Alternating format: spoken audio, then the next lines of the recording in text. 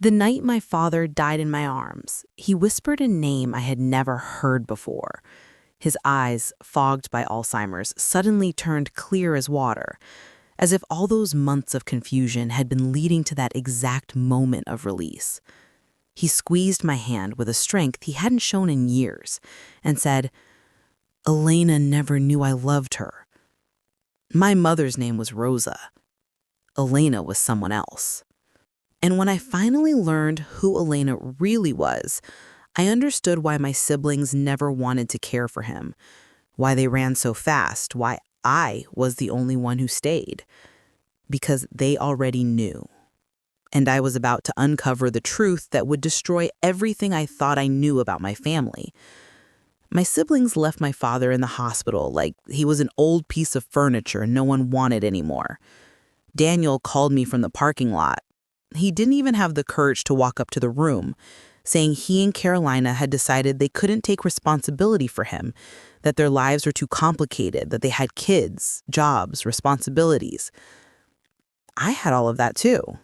I worked 12-hour night shifts as a nurse, lived in a tiny one-bedroom apartment downtown I could barely afford, and I had just crawled out of a 5-year relationship that left me broke and drained. But when I saw my dad sitting in that hospital bed, eyes lost, searching for something his memory could no longer hold, I knew I couldn't leave him. The doctors explained his Alzheimer's was advancing fast, that he'd need constant supervision, that specialized care facilities started at $3,000 a month. My siblings disappeared before that conversation even ended.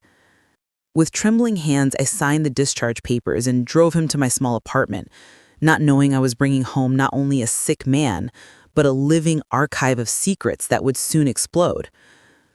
Adjusting my life around my father was like learning to breathe underwater. I gave him my bedroom and started sleeping on the couch, when I managed to sleep at all. The first nights I heard him crying, calling for my mother, who had died 3 years earlier from cancer.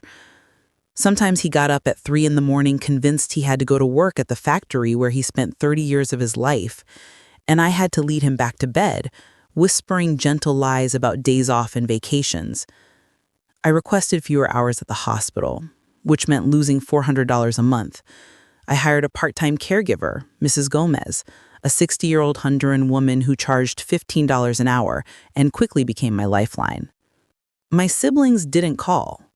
Not once in the first 2 weeks did they ask how he was, if we needed help, if they could at least contribute financially. Their silence was deafening, and a cold anger began to grow inside me, ice forming slowly in my veins. One Tuesday afternoon, while organizing Dad's belongings from his old house, I found a rusted metal box hidden at the bottom of his suitcase. Inside were old photographs, yellowed letters written in elegant cursive, and a bank deposit receipt dated 1992 for $25,000. The photo showed my father young, maybe 30, smiling next to a woman who wasn't my mother. She was slim, blonde, with bright, light-colored eyes that still seemed to shine through the faded images. On the back of one photo, written in faded blue ink, "Elena and Javier, summer of '89, forever." My stomach dropped. Mom and Dad married in 1985.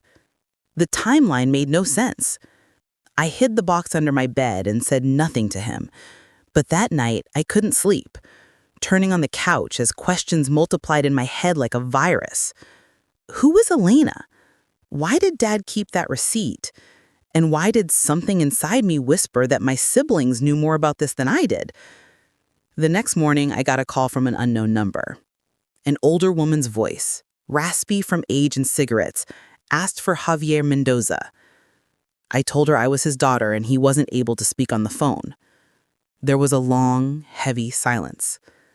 Then she said, "So it's true. He's dying." She didn't say Alzheimer's. She said dying, like she knew something I didn't. I asked who she was. She inhaled deeply before replying, "Tell him Elena Marquez called. Tell him I need to talk to him about what happened, about what we still owe each other." She hung up before I could ask more. My hands shaking, I called Daniel. For the first time in weeks, he answered. Who is Elena Marquez? I demanded. The silence on the other end was worse than any answer. Don't stick your nose where it doesn't belong, Andrea, he said coldly, colder than I had ever heard him. Dad has Alzheimer's. Everything you find are ghosts from the past that don't matter anymore. And he hung up. That afternoon, after Mrs. Gomez arrived to stay with Dad, I drove to the downtown public library. I needed answers, and Daniel would never give them to me. I searched newspaper archives, typed Elena Marquez into public databases, and finally found something in a 1992 issue of the local paper. Elena Marquez, owner of Marquez Textiles, sells company for undisclosed amount after partner's death. The date matched the bank deposit receipt. I dug deeper. Marquez Textiles had been a mid-sized garment company that operated for 15 years in the industrial district. In old business records, buried in dusty microfilm drawers, I found the name of her founding partner, Javier Antonio Mendoza. My father. He hadn't just known Elena, he had been her business partner. And according to what I was reading, the company had been successful until it abruptly shut down. I printed everything I could, paid $3, and walked out of the library feeling the ground beneath my feet turn unsteady. That night, I drove straight to Carolina's subdivision, her perfect 2-story home with perfect landscaping and 2 new cars in the driveway. I rang the bell until she opened, annoyance turning into panic when she saw my face. "We need to talk about Elena Marquez," I said, pushing past her without waiting for an invitation. She glanced nervously at her kids watching TV, then dragged me into the kitchen. "What do you want, Andrea? Why are you digging up all this shit?" she hissed. I laid out the newspaper copies, the photos, the receipt. I watched her face shift from anger to fear to a defeated kind of resignation. "Daniel and I agreed years ago that this would stay buried," she said, collapsing into a chair. "Mom suffered enough. There's no point in you suffering too." I demanded she tell me everything. Carolina shut her eyes and spoke with a tired voice. "Dad had an affair with Elena for almost 10 years. Mom found out in 1992 when everything blew up. They had a business together and something went wrong. Very wrong. Carolina told me that in 1988, when I was barely 2 years old, Dad and Elena founded Marquez Textiles with their combined savings and a $50,000 bank loan. While Mom raised 3 young kids, Dad spent days and nights building that business with Elena." "It wasn't just professional," Carolina said sharply. "Everyone could see that." Daniel, who had been 12 at the time, remembered visiting the factory, seeing the way Dad looked at Elena, the way their hands brushed when passing documents. Mom suspected it, but she had no proof, until everything collapsed in 1992. A major client, a $100,000 order that was never delivered, accusations of fraud, threats of lawsuits.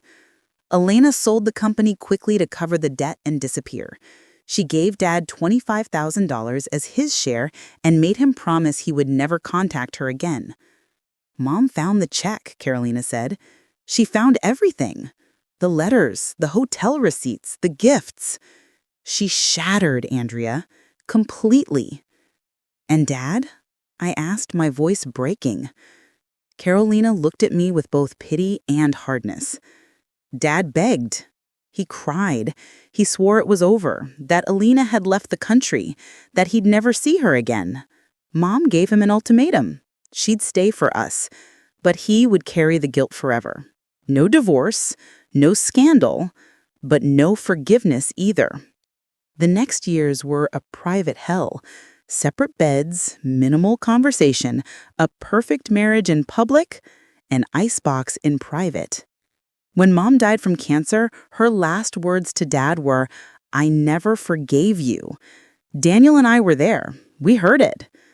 That was why they refused to care for Dad, not out of selfishness, but inherited vengeance. They promised Mom on her deathbed that Dad didn't deserve compassion. "And you," she said, pointing at me, "you were too young to remember.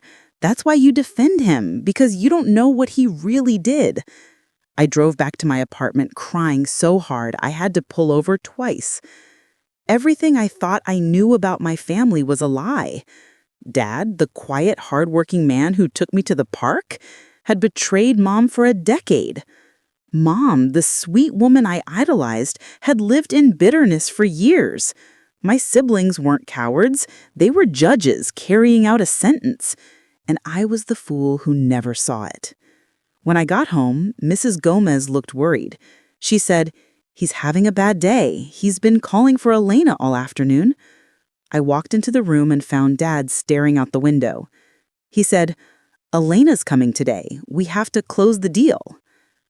Alzheimer's had dragged him back to 1992, the exact moment his life had crumbled. His failing mind was forcing him to relive his worst sin over and over again. For the next few days, I tried to keep up with our routine, but everything felt false. I bathed Dad, gave his medication, cooked food he barely touched, all while thinking about Elena, Mom, and the double life that existed right under my nose. My anger toward my siblings morphed into something more complicated. I understood their pain now, but not their cruelty. Dad was sick, dying slowly as his mind shut down like lights in an abandoned house. Hadn't he paid enough? One night after Dad fell asleep, I pulled out the metal box again. I reread each of Elena's letters, written in elegant cursive, letters talking about shared dreams, future plans, a love she claimed was more real than any marriage certificate. In the last letter, dated July 1992, Elena wrote, "Javier, I know you chose your family. I understand, but these 10 years were the happiest of my life. I wish things had been different. Take care." That was the moment I decided. I needed to find Elena Marquez. I hired a private investigator for $200, money I'd saved for emergencies. I gave him everything: the name, dates, company, phone number. 3 days later, he emailed me an address. Elena lived only 40 minutes away, in a senior apartment complex on the outskirts of the city. She was 73, recently widowed, and, according to public records, had a daughter. I told no one what I planned.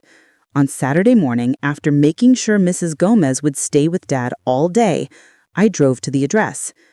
The complex was modest but well kept. Small gardens, benches where residents enjoyed the sun. I knocked on the door of apartment 212, heart pounding. An older woman opened the door. Time had marked her face, but I recognized her light eyes instantly from the photos. I asked, "Are you Elena Marquez?" She looked me up and down and gave me a sad smile. She said, "You have his eyes. You're Javier's daughter. Come in." Elena's apartment smelt like lavender and old books. We sat in her small living room. She served tea. I didn't drink.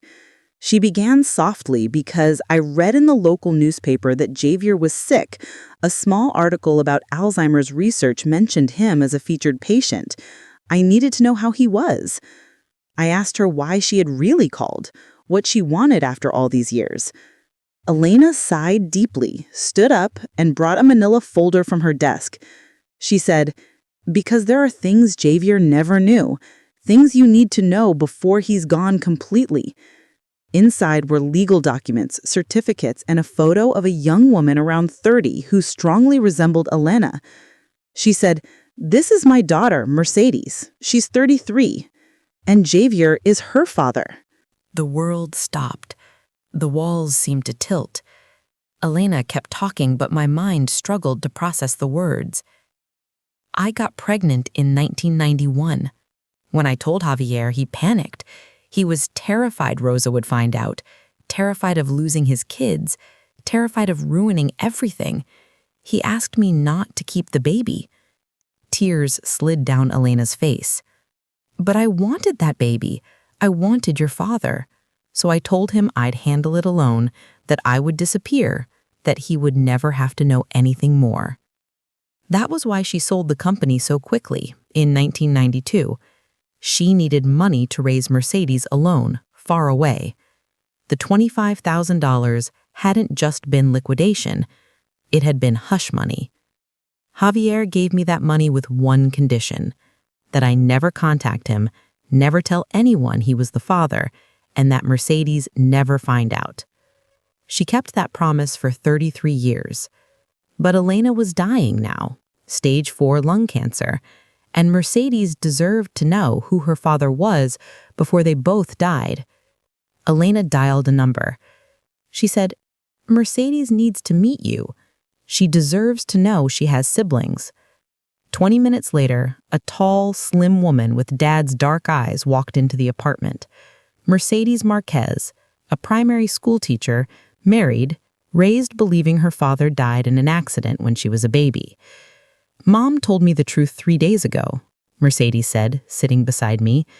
She showed me photos of Javier, documents, everything. And while I'm angry about the lies, I also understand why she did it. Looking at her up close was unsettling. She had Daniel's forehead, Carolina's crooked smile, my long hands. We were sisters. I had a 33-year-old sister who lived less than an hour away my whole life, and I never knew. "Does he know?" Mercedes asked. I shook my head. "He doesn't even know who I am half the time," I said. Elena had one request. She wanted Javier to meet Mercedes before he died, even if he forgot it afterward. "I need to close this circle," she whispered. "I need him to know, even for a moment, that Mercedes exists and is okay, that we didn't ruin his life." Mercedes agreed, though fear trembled in her eyes. I felt paralyzed.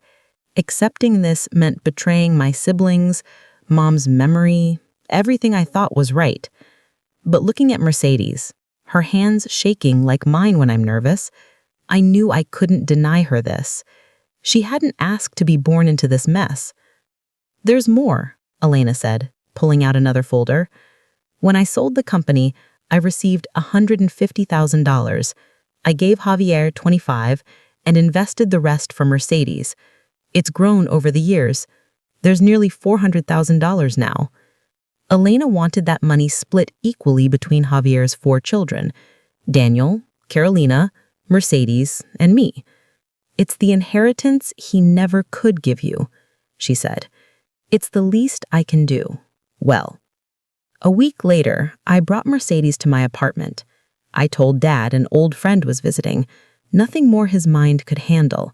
He was having a relatively good day, rare flashes of clarity in his fading mind. Mercedes entered holding yellow flowers, Dad's favorite, according to Elena. She sat in front of him as I watched from the kitchen. "Hello, Javier," she said gently. "I'm Mercedes. Elena is my mother." Dad's eyes slowly focused, his brain struggling to connect the names. "Elena," he repeated. "Elena from the business, from the factory." Mercedes nodded, tears rolling down her face. "Yes, and I'm your daughter." For one brief, painful, brilliant moment, full comprehension lit up Dad's face. His eyes widened, his mouth trembled. "My God, you were born." Then he broke down crying, deep, gut-wrenching sobs shaking his body. Through tears, Dad spoke with clarity he hadn't shown in months, like this truth had been trapped inside him for decades. "I asked Elena not to have you," he said, gripping Mercedes' hands. "I was a coward, afraid of losing everything, and in that fear, I lost you.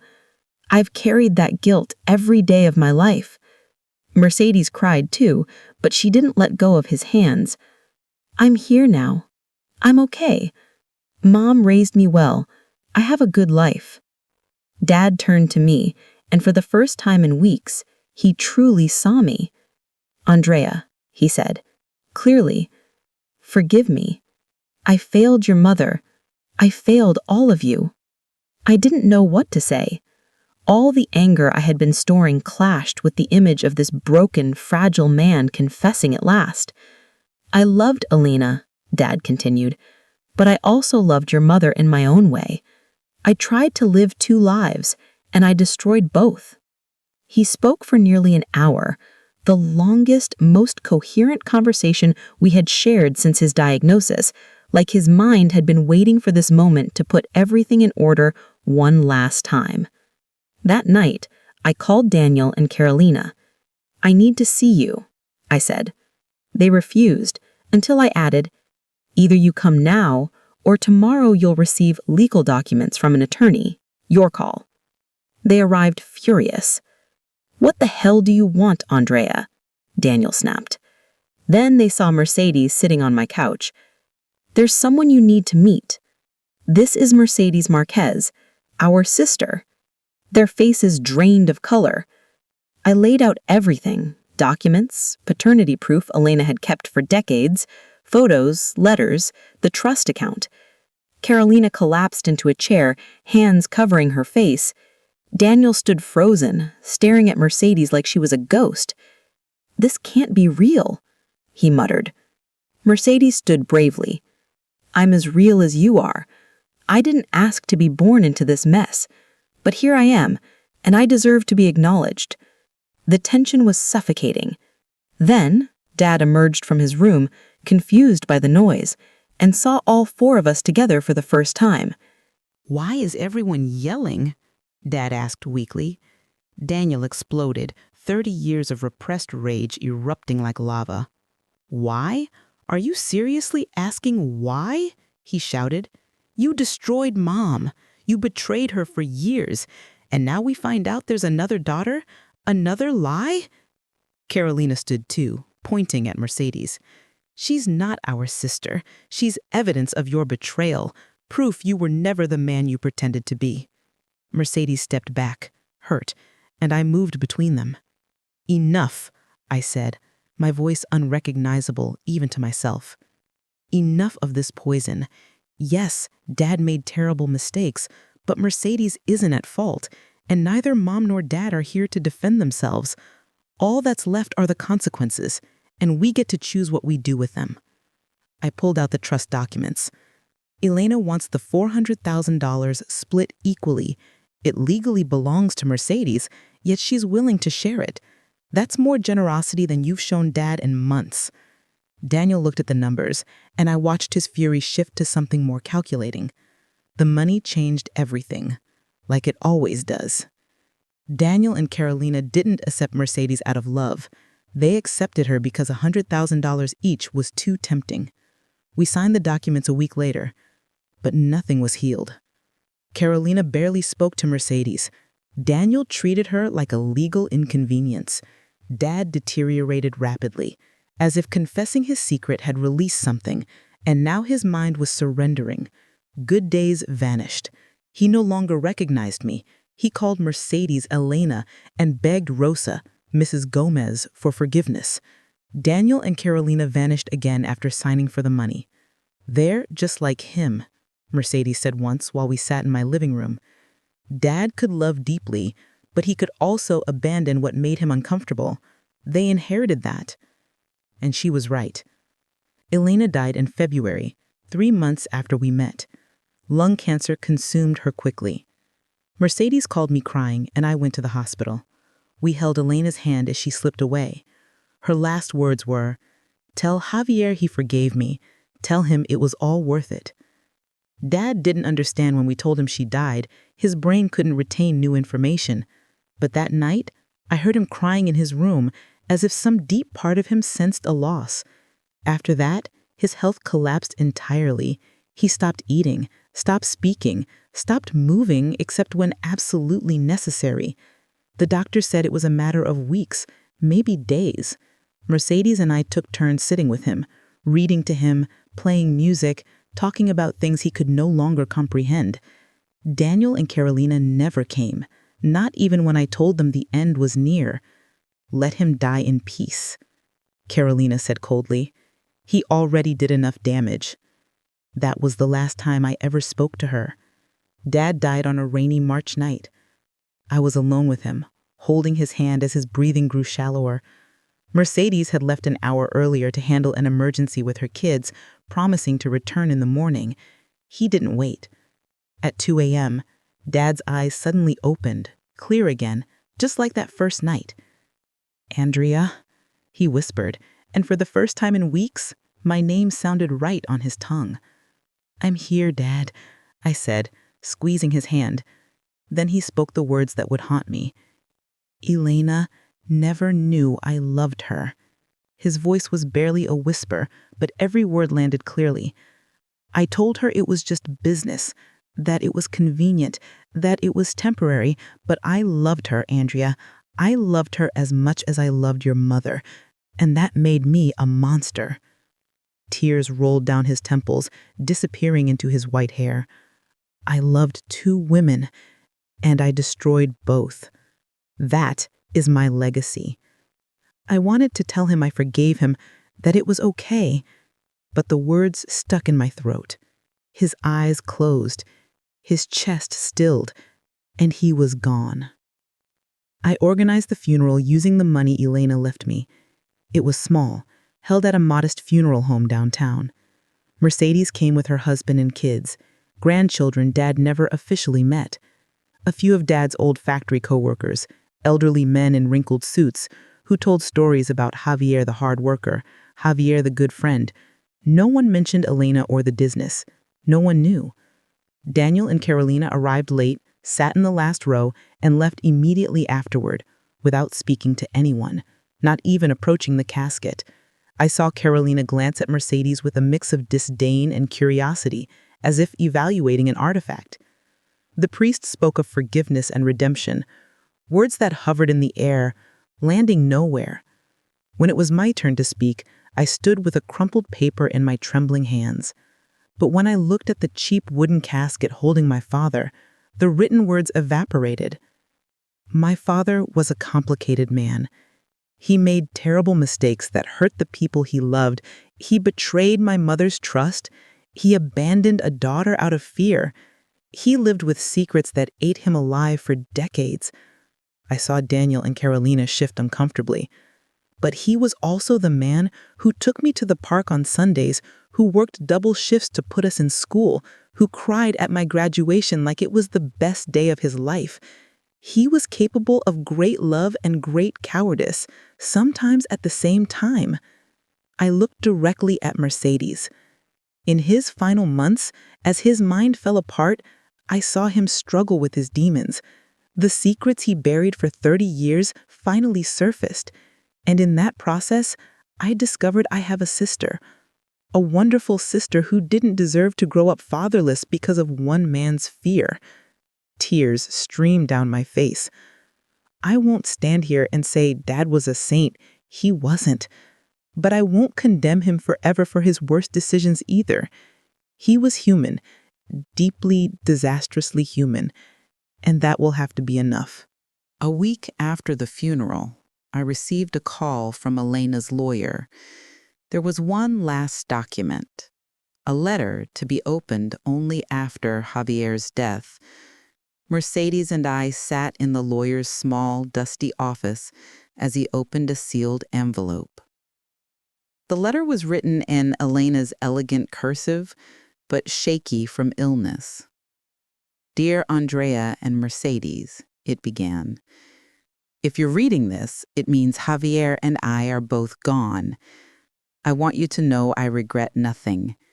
I loved Javier with every fiber of my being for 10 years, and that love gave me the greatest gift of my life, Mercedes."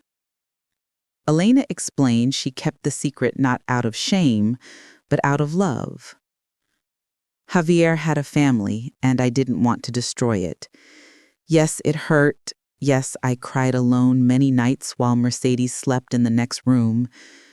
But there was also joy, laughter, and a life I built with my own hands. She continued, "The money I left you is not an apology. It's freedom. Freedom to choose what to do with this story, to write your own endings." After reading the letter, we sat in a cafe, coffee growing cold between us. "What are you going to do with the money?" I asked. Mercedes looked out the window. "I'm going to open an education fund in Mom and Dad's names," she said, "for children whose parents can't afford school, Mom always said education was the only real inheritance she could give me.